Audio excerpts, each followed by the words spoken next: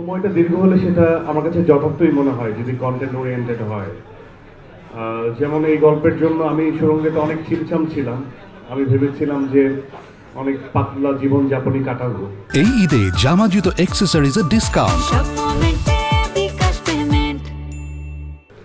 কিন্তু টিম থেকে যখন বলা হয় যে আমাকে ওয়েট গেইন করতে হবে, তো আমাকে 10 কেজির মতো বলছিল, আমি 15 কেজির মতো ওয়েট গেইন করে ফেলছি আর কি। ভাতের অভ্যাস, ভাত এবং কার্ব, এটা একবার শুরু হয়ে গেলে এটা নেশার মতো কেউ ছাড়তে পারে না।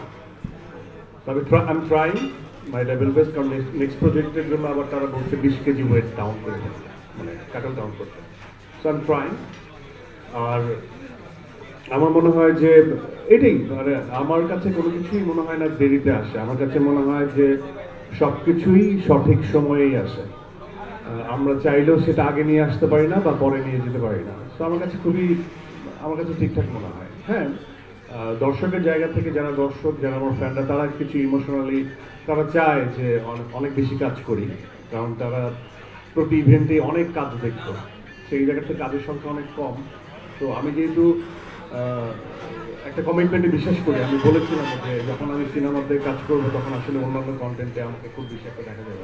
প্রথম ছবির নায়িকা যখন তমা মির্জা হয়, অনেকেই প্রশ্ন করেছিল সোশ্যাল মানে মিডিয়াতে, আমি খুব কম থাকি, যে হোয়াই তমা মির্জা। আফটার সুরঙ্গ দেখার পরে তারা তাদের অ্যান্সার পেয়ে গেছে। কারণ আমার কাছে মনে হয় ওই চরিত্রটা তোমার থেকে ভালো পুল অফ কেউ করতে পারতো না, এটা আমিও বিশ্বাস করি। অ্যান্ড এটাও সিমিলার, এই যে কোশ্চেনটা অ্যারাইজ হয়েছে সেটার উত্তরটা অবশ্যই তারা দিবে, শিয়াব ভাই এরা দিবে, শাকিব দিবে। বাট আমার কাছে মনে হয় যে আফটার ওয়াচিং দাগি দেখার পর সবার কাছে এটা মেক সেন্স করবে যে হোয়াই তমা মির্জা। একটা আল্লাহর নাম থাকলে অনেকে অনেক হয়তো বা লাক ফিল করে।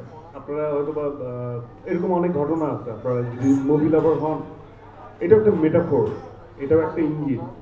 হ্যাঁ, হঠাৎ করেই কেন এই নাম্বারের কয় দিছে? তো আমার মনে হয় যে আল্লাহর নাম থাকলে হয়তো বা একটা লাক ফেভার করে। তো নিশান চরিত্রের হয়তো বা ভাগ্য এবং দুর্ভাগ্য দুটোর সাথে হয়তো এই নাম্বারটারও মিল থাকতে পারে। সেই জন্য আসলে আবার সিনেমাটা দেখতে হবে।